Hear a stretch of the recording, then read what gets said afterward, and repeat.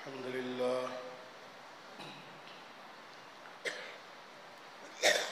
لله وحده والصلاة والسلام على من لا نبي بعده أما بعد فأعوذ بالله من الشيطان الرجيم بسم الله الرحمن الرحيم قل إن كنتم تحبون الله فاتبعوني يحببكم الله ويغفر لكم ذنوبكم والله غفور رحيم قل أطيعوا الله والرسول فإن تولوا فإن الله لا يحب الكافرين وقال النبي صلى الله عليه وسلم لا يؤمن أحدكم حتى أكون أحب إليه من نفسه وولده ووالده والناس أجمعين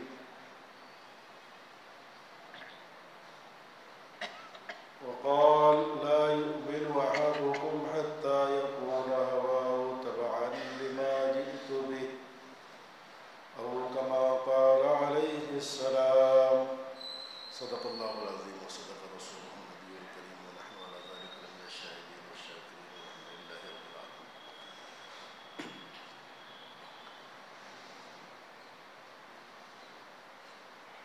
قابل احترام بزرگوں دوستوں عزیز ساتھیوں،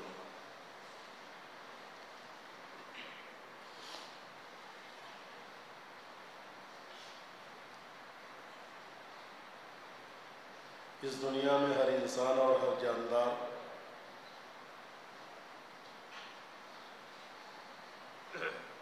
کسی نہ کسی سے تھوڑی اور زیادہ محبت رکھتا ہے۔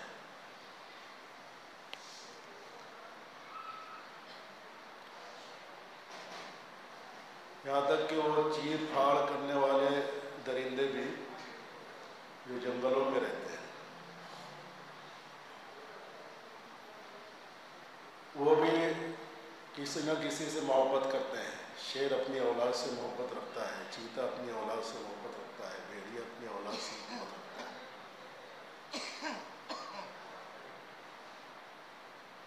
کچھ جانور میں محبت کا مادہ زیادہ رکھا گیا ہے، کچھ میں کم، لیکن کم و بیش ہر انسان کے اندر یہ محبت کا مادہ، ہر جاندار کے اندر یہ محبت کا مادہ ہے، اور انسانوں میں بھی رکھا گیا ہے۔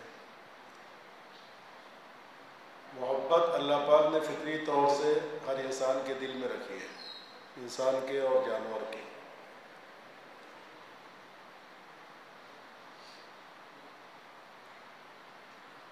اللہ پاک نے جب محبت کو پیدا کیا، محبت ایک مادہ ہے جس کو اللہ پاک نے پیدا کیا، تو اس کے 100 حصے کر کے 99 حصہ اپنے پاس میں رکھ لیا، اور 100 حصے کو اللہ پاک نے دنیا میں رہنے والے سارے جانداروں کو اور انسانوں کو تقسیم کر دیا، ہر ایک کے حصے میں بہت کم کم آیا ہے۔ اسی وجہ سے ہر جاندار اور انسان محبت کے جذبات محسوس کرتا ہے اپنے دل میں، ماں باپ کو بیٹے سے، بھائی کو بھائی سے، اسی طرح جانوروں کو اپنی اولادوں سے جو محبت ہوتی ہے اسی فطری مادے کے تحت ہوتی ہے۔ اس کو کہتے ہیں طبعی محبت، یعنی فطرت میں جو محبت اللہ کی طرف سے رکھ دی گئی ہے وہ طبعی ہے جی۔ اور یہ طبعی محبت یہ کسی اصول کی پابند نہیں ہے، کسی ضابطے کی پابند نہیں ہے۔ جس سے محبت ہوتی ہے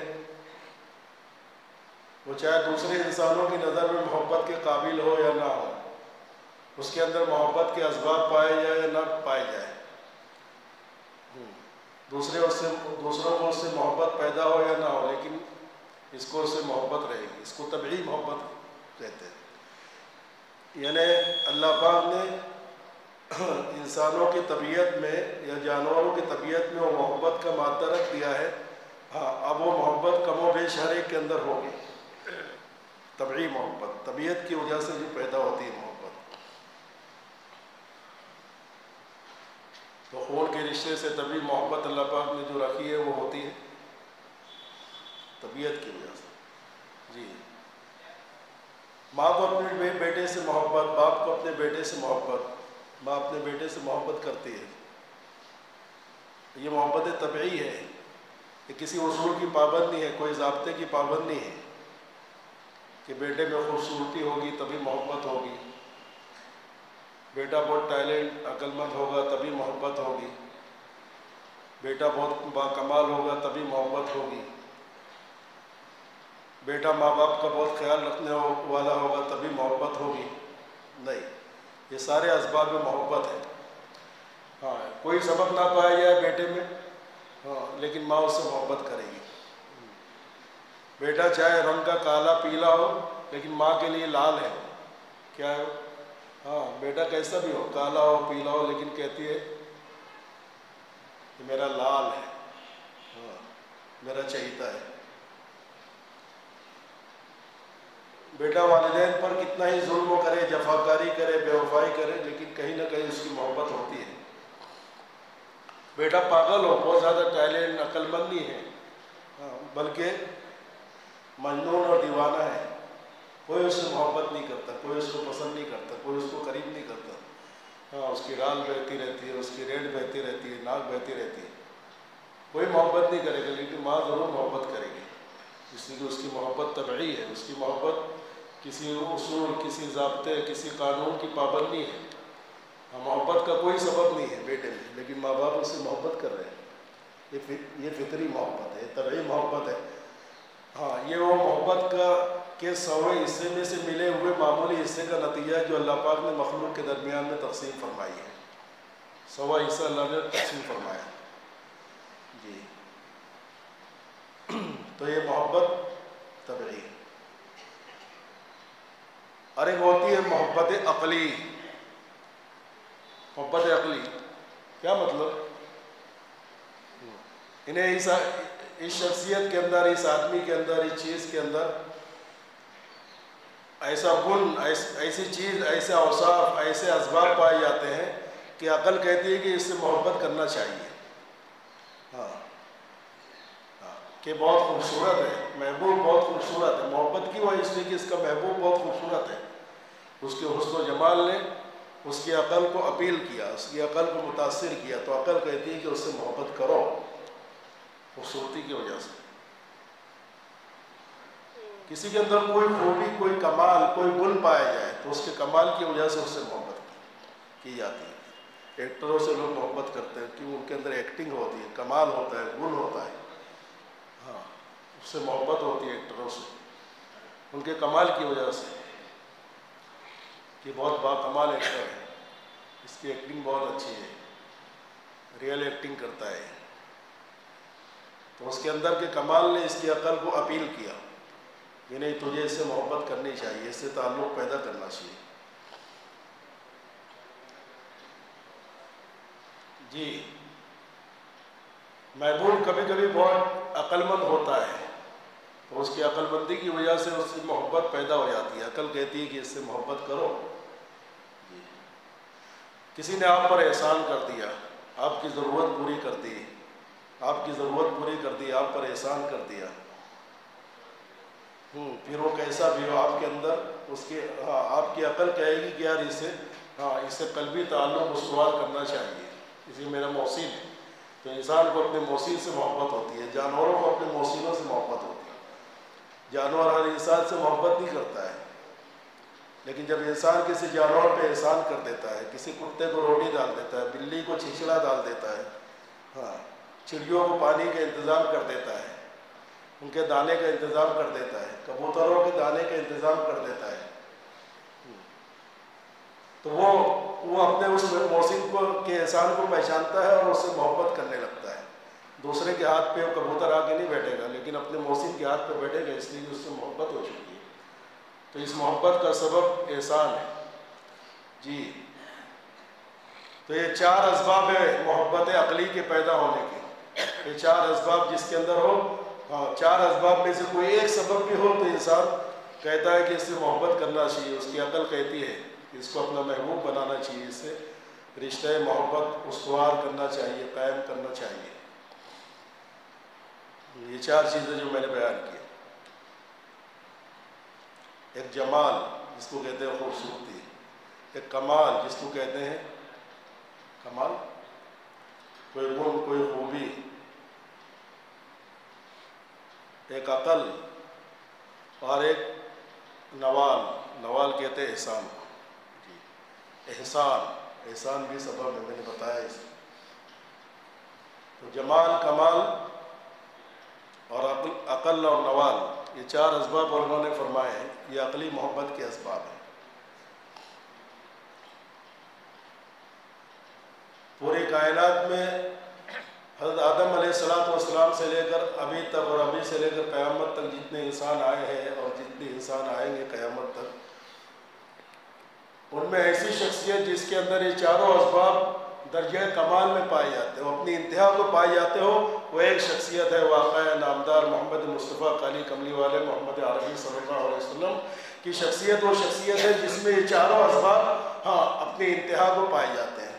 اللہ کے نبی علیہ السلام حسنوں کے اعلیٰ، جمال کے اعلیٰ درجے پر، آپ کی کمالات اعلیٰ درجے کے پہنچے ہوئے، آپ کا حسن اللہ اکبر یہ بھی اپنی انتہا کو پہنچا ہوا، آپ کی عقل ہاں کہ آپ نے اپنی 100% عقل کو استعمال کیا، احسان آپ تو محسن انسانیت ہی نہیں ہیں بلکہ اللہ کے نبی کی ذات تو محسن خلائق ہے، صرف وہ آپ کا احسان انسانوں پر نہیں ہے، آپ کا احسان ساری مخلوقات پر ہے، چاہے وہ انسان ہو چاہے دوسری بے زبان مخلوقات ہو، آپ محسن انسانیت ہی نہیں ہے۔ اگر محسن انسانیت کا لقب دیا جائے ہاں تو یہ آپ کی شخصیت کو، آپ کے قد کو کم کرنا ہو گیا، آپ محسن خلائق، خلائق کہتے ہیں ساری مخلوق، آپ نے ساری مخلوقات پر احسان کیا ہے، کائنات کی ساری مخلوق آپ کے احسان کو آپ کے محسن ہونے کو پہچانتی ہے کہ ہمارے محسن ہیں۔ تو یہ محبت عقلی کے اسباب ہے جو اللہ کے نبی علیہ السلام میں پائے جاتے ہیں اکٹھا، دوسرے محبوبوں میں کوئی ایک سبب پایا جائے گا وہ بھی ادھورا، کوئی خوبصورت ہوگا لیکن اللہ کے نبی سے زیادہ خوبصورت نہیں ہوگا، کوئی عقل مند ہوگا لیکن اللہ کے نبی سے زیادہ عقل مند نہیں ہوگا، کسی نے آپ پر احسان کیا ہوگا لیکن اللہ کے نبی سے زیادہ بڑا محسن نہیں ہوگا، کسی کے اندر کمالات ہوں گے لیکن ایک لائن کے کمالات ہوں گے یا چند لائن کے کمالات ہوں گے، لیکن اللہ کے نبی علیہ السلام ہر لائن کے کمالات۔ تو یہ چاروں اسباب الگ الگ انسانوں میں پائے جائیں گے اور تھوڑے تھوڑے پائے جائیں گے، لیکن اللہ کے نبی علیہ السلام کی شخصیت، آپ کی جامع شخصیت، آپ کی کامل شخصیت، آپ کی اکمل شخصیت، آپ کی اتم شخصیت، آپ کی اعظم شخصیت ایسی تھی جس میں آپ کی اکیلے کی شخصیت میں یہ چاروں اسباب پائے جاتے تھے اور کامل درجے میں پائے جاتے تھے، جی کامل درجے میں پائے جاتے تھے۔ تو یہ عقل کا تقاضا یہ ہے کہ اللہ کے نبی علیہ السلام کی محبت ان کے ماننے والوں کے دلوں میں، انسانوں کے دلوں میں، جانوروں کے دلوں میں سب سے زیادہ بڑی بھی ہونی چاہیے، اس لیے کہ چاروں محبت کے اسباب کامل درجے میں ہیں، اس لیے آپ سے محبت بھی کامل درجے کی ہونی چاہیے۔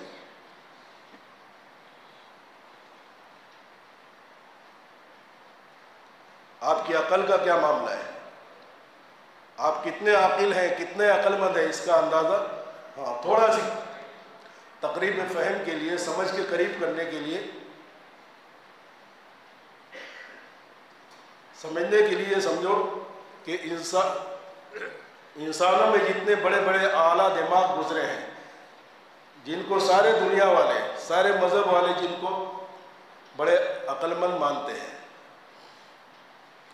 نیوٹن ہو، ارسطو طالیس ہو، بقراط ہو، جالینوس ہو، یہ دنیا کے اعلیٰ دماغ کہلاتے ہیں، ان کی سوچ، ان کی عقل بہت اعلیٰ درجے کی تھی،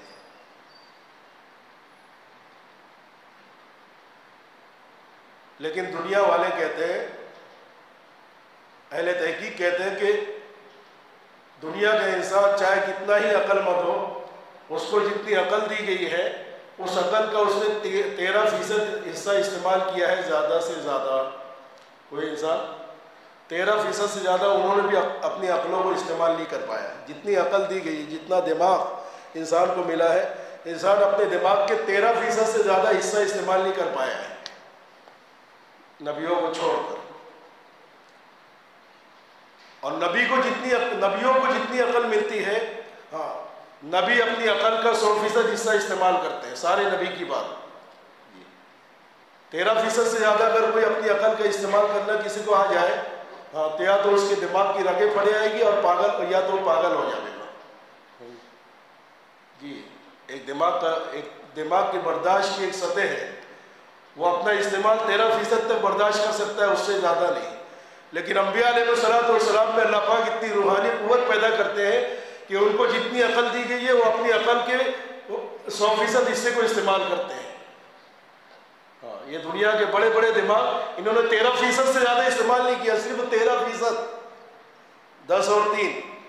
انبیاء علیہ السلام نے 100% استعمال کیا۔ اور ہمارے آپ کے محسن کائنات نبی، اللہ کے نبی علیہ السلام کو پوری دنیا کو جتنی عقل دی گئی، اکیلے آپ کو اتنی عقل دی گئی۔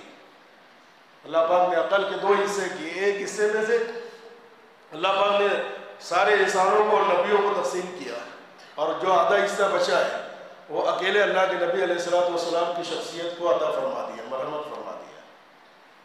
جی، تو آدھے انسان میں پورے انسانوں کو، آدھی عقل میں پورے انسانوں کو عقل تقسیم ہوئی۔ ہاں، ارسطاطالیس بھی اس کو بھی اسی میں سے حصہ ملا، سقراط کو بھی اسی سے حصہ ملا، حکیم جالینیس کو بھی اسی آدھے حصے میں سے حصہ ملا۔ ہاں، تو بتاؤ، اندازہ کرو کہ ان کے حصے میں کتنا چھوٹا ذرہ آیا ہوگا اس عقل کا۔ عام انسانوں کے مقابلے میں زیادہ آیا ہوگا، لیکن وہ آدھی عقل کے مقابلے میں کتنا آیا ہوگا جو تقسیم ہو رہی ہے، جس کے ٹکڑے در ٹکڑے ہوتے ہوئے ایک کے حصے میں اتنا آیا۔ وہ انسانوں کے عالی دماغ انسان کہلاتے ہیں، انسانوں میں اعلیٰ دماغ۔ اور جو آدھا تھا اللہ کے نبی کی اکیلی شخصیت کے اندر ودیعت کر دیا گیا، رکھ دیا گیا۔ تو آپ کی عقل کا کیا حال؟ ان کو جتنا ملا ہے اس کا 13% سے زیادہ استعمال نہیں کیا۔ اللہ کے نبی کو آدھی عقل کا مکمل آدھا حصہ ملا، اور آپ نے اس آدھے حصے کو 100% استعمال کیا ہے۔ تو آپ سے بڑا عقیل کوئی نہیں ہے۔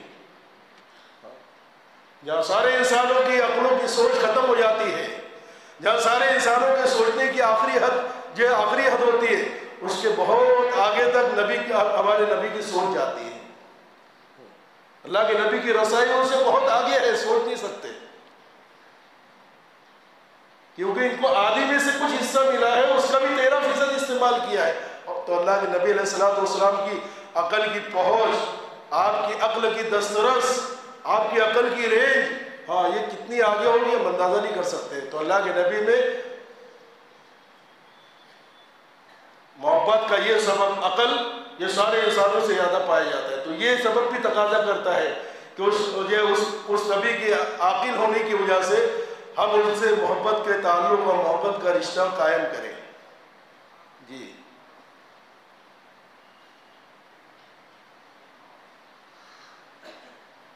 آپ محسن انسانیت ہی نہیں، محسن کائنات ہیں، محسن خلائق ہیں، ساری مخلوق کے محسن۔ صحابہ نے پہچانا تھا، ہم نے نہیں پہچانا، یہاں تک کہ بے زبان مخلوقات نے پہچانا۔ اگر کوئی ایسا جانور جس کے مالک نے اس پر ظلم کیا ہو، اس کو اس کی استعداد سے زیادہ استعمال کیا ہو، اس سے اس کی طاقت سے زیادہ کام لیا ہو، اور وہ پریشان ہو گیا ہو، تو اللہ کے نبی علیہ السلام کو اپنے پاس سے گزرتا ہوا دیکھ کر اس کا دل ایسے بھر آتا تھا جیسا کہ جو ہے ماں کو دیکھ کر بیٹے کا دل بھر آتا ہے۔ ایک اونٹ جس کو اس کا مالک، ایک جانور جس کو اس کا مالک ضرورت سے زیادہ بوجھ لاد کر استعمال کرتا تھا، جس سے وہ عاجز تھا، ایک مرتبہ اللہ کے نبی گزر گئے تو وہ رونے کے انداز میں ہنہنانے لگا، اللہ کے نبی علیہ الصلوۃ والسلام اس کی بات کو سمجھ گئے. بعض چیزوں کے اللہ کے نبی اللہ پاک اپنے نبی کو سمجھا دیتا تھا جی، تو سمجھ گئے. قریب آ کے دیکھا تو اس کی آنکھوں سے آنسو جاری ہو گئے. اللہ کے نبی جیسے قریب آئے اس کی آنکھوں سے آنسو جاری ہو گئے. اللہ کے نبی علیہ الصلوۃ والسلام سمجھ گئے. کہا کہ اس کا مالک کہاں ہے، اس کو بلاؤ. اس کے مالک کو بلایا اور کہا کہ یہ تمہاری شکایت میرے پاس میں کر رہا ہے کہ تم ان کی طاقت سے زیادہ بوجھ اس کے اوپر اٹھاتے ہو. ہاں یہ تمہاری شکایت کر رہا ہے، آئندہ اس پر اس کی طاقت سے زیادہ بوجھ مت اٹھاؤ جی. تو جانور بھی آپ کے محسن ہونے کو پہچانتے تھے ہم سے زیادہ. ہم نے نہیں پہچانا اس نبی کو. اس ماہ مبارک میں جس نبی محسن اعظم کا کی ولادت باسعادت ہوئی ہے اس کو جانوروں نے پہچانا ہے، ہم نے نہیں پہچانا جی. ان کا محسن اعظم ہونا ہم سے زیادہ یہ جانور پہچانتے ہیں. ہم سنتے ہیں کہ حضرت یوسف علیہ السلام بڑے حسین تھے، بڑے خوبصورت تھے. آدھی دنیا کا حسن حضرت یوسف علیہ السلام کو اللہ پاک نے دیا تھا. اللہ کے نبی علیہ السلام بھی بہت خوبصورت تھے. تو کون زیادہ خوبصورت تھا، حضرت یوسف علیہ السلام خوبصورت تھے یا اللہ کے نبی علیہ السلام خوبصورت تھے؟ تو حضرت یوسف علیہ السلام کی شخصیت میں حسن پایا جاتا تھا اور اللہ کے نبی علیہ السلام کی شخصیت میں حسن کے ساتھ جمال بھی پایا جاتا تھا. جمال، وہ حسین تھے اور اللہ کے نبی صلی اللہ علیہ وسلم حسین اور جمیل تھے. آپ بولیں گے حسین اور جمیل، ہم تو دونوں میں ہی سمجھتے ہیں. نہیں، دونوں میں فرق ہے. یوسف علیہ السلام کا چہرہ، صرف چہرہ بہت روشن تھا، بہت منور تھا، بہت خوبصورت تھا. لیکن اللہ کے نبی علیہ السلام کا چہرہ منور اور روشن ہونے کے ساتھ ساتھ آپ کے اعضاء یہ جمال کے اونچے پیمانے پر قائم تھے. آپ کے بدن کے اعضاء، آپ کے چہرے کے اعضاء. جمال کہتے اعضاء کے تناسب کو، جو عضو جتنا بڑا اور جیسا ہونا چاہیے ہاں وہ اس سے نیچے اور اس سے اوپر نہ ہو. خوبصورتی کے باب میں بدن کا، دنیا میں حسن کے مقابلے ہوتے ہیں نا، بس وہ چہرے نہیں دیکھے جاتے.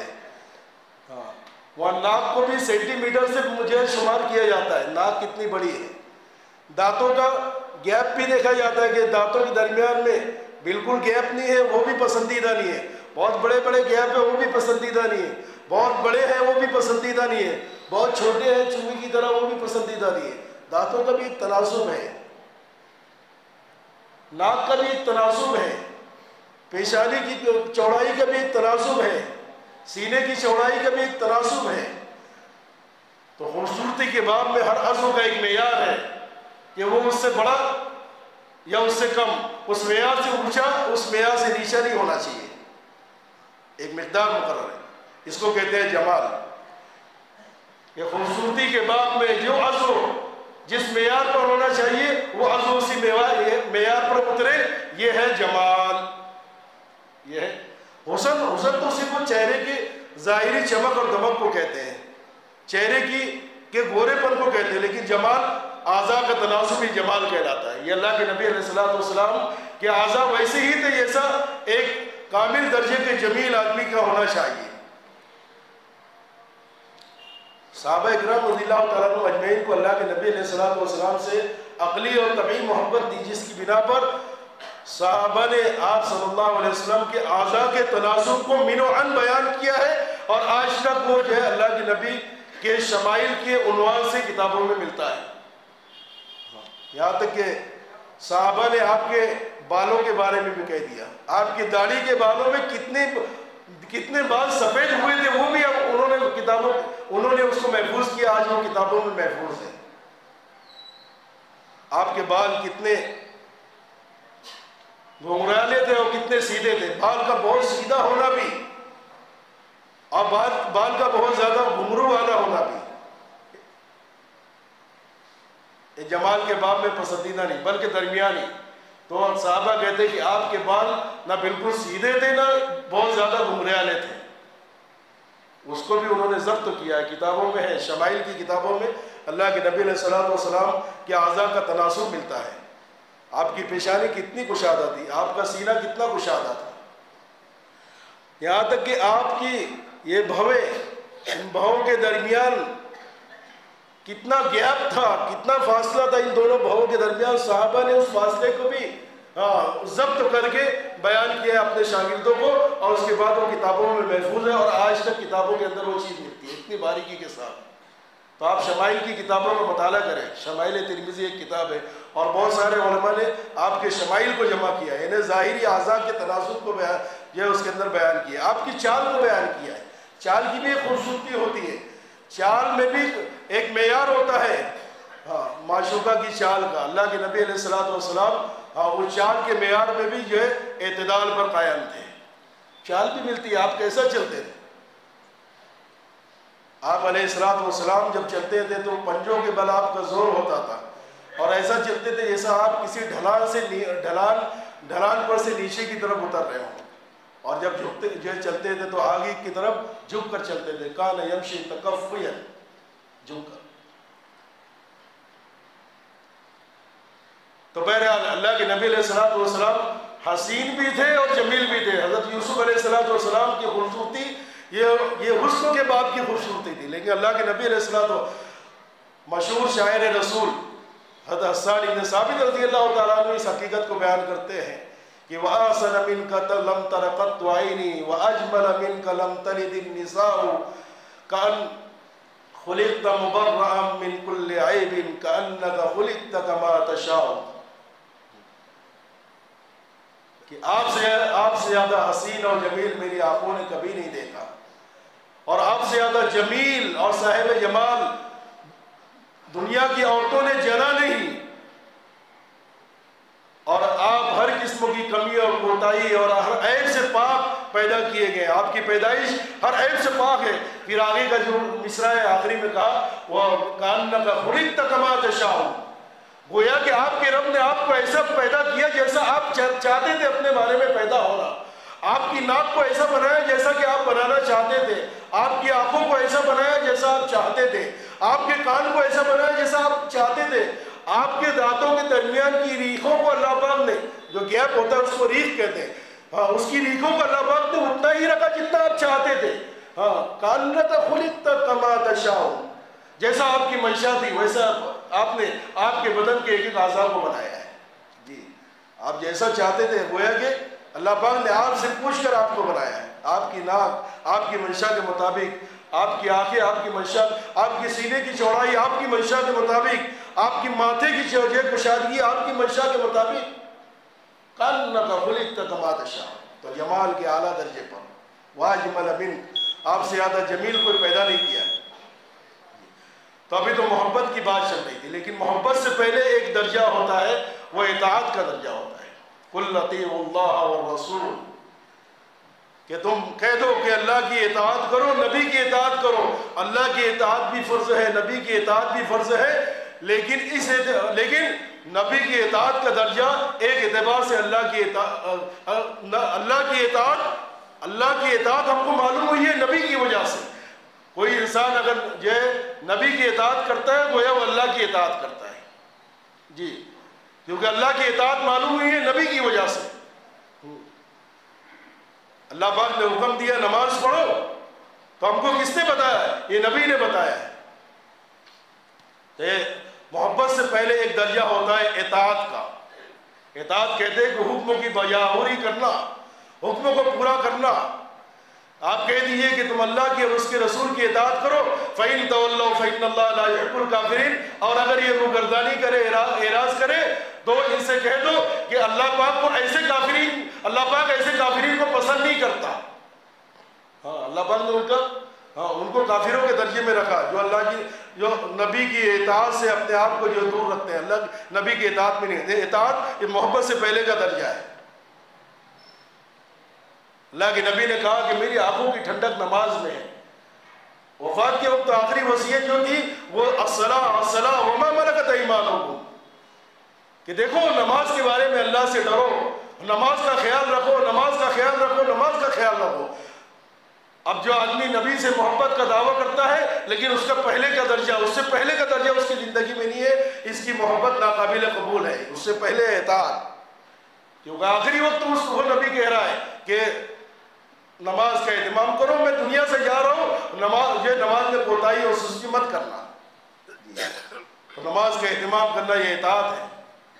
پھر یہ محبت اور اطاعت جب دونوں جمع ہوتے ہیں، اطاعت محبت پلس اطاعت، محبت جمع اطاعت، تو ایک تیسری چیز وجود میں آتی ہے، اس کو کہتے ہیں اتباع۔ محبت اور اطاعت جب جمع ہوتی ہے تو اتباع وجود میں آتی ہے۔ اطاعت اور اتباع میں فرق کیا ہے؟ اطاعت حکم کی ہوتی ہے کہ وہ جو کہے وہ کرو، اور اتباع نقش قدم کی پیروی کو کہتے ہیں کہ وہ جیسا کر رہا ہے ویسا کرو، اس کو اتباع کہتے ہیں۔ جب محبت اور اطاعت جمع ہوتی ہے تو پھر تیسری چیز وجود میں آتی ہے اتباع۔ پھر محبوب کہے یا نہ کہے، محبوب یہ کہے یا نہ کہے کہ میرے پیچھے چلو، لیکن وہ اس کے پیچھے چلتا ہے، اس کی محبت اس کو اس کے پیچھے چلاتی ہے۔ محبوب کہے نہ کہے کہ اس کو کرنا ہے، لیکن وہ کرتا ہے۔ صحابہ کے اندر محبت بھی تھی، اطاعت بھی تھی، لیکن اس محبت اور اطاعت نے صحابہ کی زندگیوں میں اتباع کا رنگ پیدا کر دیا تھا، اتباع آ چکی تھی۔ کئی واقعات ملتے ہیں۔ ایک صحابی اللہ کے نبی علیہ السلام دیہات سے آئے، پہلی مرتبہ ایک مرتبہ ان کی اللہ کے نبی سے ملاقات ہوئی، انہوں نے دیکھا کہ اللہ کے نبی علیہ السلام کو اس وقت گرمی، آپ جو ہے بٹن لگاتے تھے کپڑوں پہ، لیکن اس وقت جو ہے گرمی کی وجہ سے آپ نے اپنی بٹن کھولی تھی، آپ کا گریبان کھلا ہوا تھا، آپ کے سینے مبارک کے جو ہے بال نظر آ رہے تھے۔ انہوں نے اسی حالت میں دیکھا، جانے کے بعد انہوں نے پوری زندگی کبھی بٹن نہیں لگایا۔ ان سے کوئی کہتا کہ آپ بٹن کیوں نہیں لگاتے ہو؟ کہا کہ میں نے میرے محبوب کو جب دیکھا تھا تو مجھے اسی حال میں میرے محبوب نظر آئے تھے کہ آپ کے سینے مبارک کے بال نظر آ رہے تھے، تو میں ان کی اتباع میں بٹن کھول کر بٹن نہیں استعمال کرتا ہوں۔ حالانکہ نبی نے کہا نہیں کہ تم بٹن مت استعمال کرنا، نبی کو کرتے دیکھا۔ سینکڑوں واقعات ہیں نبی کی اتباع کہ نبی نے کہا نہیں، حکم نہیں دیا۔ عبداللہ ابن عمر رضی اللہ تعالیٰ آپ کی محبت اور اطاعت کی وجہ سے آپ کے اندر اتباع کتنی تھی، کہ اللہ کے نبی علیہ السلام کسی زمانے میں راستہ چلتے ہوئے کسی جگہ پر بیٹھ کر آپ نے استنجا کیا تھا، جب بھی سفر میں آتے تو اس جگہ بیٹھ جاتے۔ حالانکہ یہ کوئی شرعی حکم نہیں تھا، اللہ کے نبی نہیں کہا تھا کہ یہ جگہ تم لوگ بیٹھا کرو، لیکن محبت اتنی تھی کہ میرے محبوب کو میں نے بیٹھے ہوئے دیکھا، میں بھی بیٹھوں گا، یہ محبت کا تقاضا ہے۔ جیسا دنیا کے ایکٹر لوگ کی پیروی کرتے ہیں، نوجوان لوگ فلاں اسٹار کی فلاں ایکٹر کی، انہوں نے تھوڑی کہا ہوتا ہے کہ ہمارے ایسا فیشن کرو، لیکن وہ پینٹ پھاڑ کر جو چلیں گے تو ہم بھی پینٹ پھاڑ کے چلیں گے۔ تو یہ اتباع، یہ تو نبی کا ہونا چاہیے، ایسا اتباع ہمارے نبی کا ہونا چاہیے تھا، اس لیے کہ نبی وہ نبی ہے جس کا احسان بھی کامل، جس کی عقل بھی کامل، اور جس کا جمال بھی کامل، اور جو ہر چیز اپنے کمال کے درجے پر رکھتا تھا، اس نبی کی محبت، اس کی اطاعت اور اس کی اتباع ہونی چاہیے تھی، اس نبی کی اتباع نہیں ہے۔ کہتے ہیں کہ داڑھی رکھنا ضروری ہے، اگر محبت ہوتی تو تجھے پوچھنے کی ضرورت ہی نہیں آتی، داڑھی رکھنا کا ضروری ہے۔ اس لیے دوستو، یہ ماہ ربیع الاول کا جو پیغام ہے، جس میں اللہ کے نبی علیہ السلام جیسی شخصیت باوجود کا جو وجود ہوا ہے، یہ ہم کو یہ پیغام دیتا ہے۔ ہم نبی علیہ السلام کی پیدائش پر خوشی تو مناتے ہیں، لیکن اللہ کے نبی علیہ السلام کی قبر مبارک کے اندر آپ کی روح کو سکون جب ملے گا، جب ہم نبی کی اطاعت اور اتباع پر اپنی زندگیوں کو لائیں گے۔ جس چیز میں اللہ کے نبی نے آنکھوں کی ٹھنڈک بتایا ہے، اس چیز کو زندگی کے اندر اپنائیں گے، نمازوں کا اہتمام کریں گے، نبی کی ظاہری سنتوں کو اپنی زندگی میں سجائیں گے۔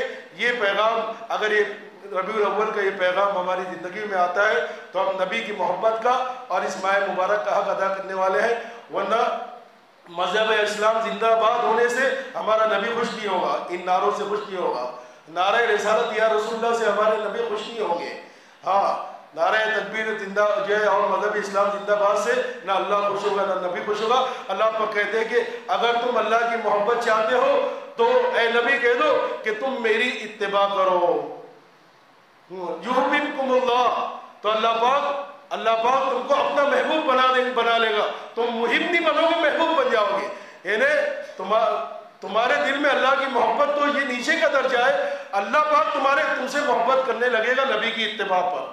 تو تم اگر اسلام کی اور اللہ کی محبت چاہتے ہو تو تم تو پہلے نبی کی اتباع پر آنا ہوگا، اور اتباع سے پہلے دو چیزیں ہیں، وہ ہے محبت اور اطاعت۔ محبت اور اطاعت جمع ہوتی ہے تو اتباع وجود میں آتی ہے، اور جب انسان کی زندگی اتباع والی ہو جاتی ہے تو پھر اللہ پاک اس سے محبت کرنے لگتے ہیں، اور جس کو اللہ پاک اپنے محبوب بنا لے، جو محبوبیت کا مقام ایسا ہوتا ہے جو لاڈ اور پیار کا ہوتا ہے، جو ناز اٹھانے کا ہوتا ہے، جس میں آزمائشیں نہیں ہوتی ہیں، جس میں امتحانات نہیں ہوتے ہیں، جس میں مشقتیں نہیں ڈالی جاتی ہیں، محبوب کی تکلیف گوارا نہیں کرتا ہے۔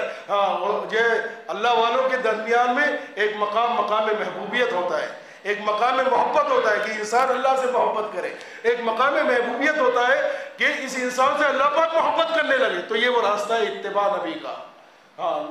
نبی کا اتباع یہ محبوب بننے کا راستہ ہے، اس سے اللہ میں تمہاری محبت پیدا ہو جائے گی، یحببکم اللہ، اللہ نے کہا ہے جی۔ تو اگر ہم چاہتے ہیں کہ ہم اللہ کے مقام محبوبیت پر پہنچ جائے تو اتباع پر اپنی زندگی کو لانا ہوگا۔ یہی اس ربیع الاول کے ماہ مبارک کا پیغام ہے۔ اللہ پاک اس پیغام کو سمجھ کر اس پر عمل کرنے کی توفیق عطا فرمائے۔ وآخر دعوانا الحمدللہ رب العالمین۔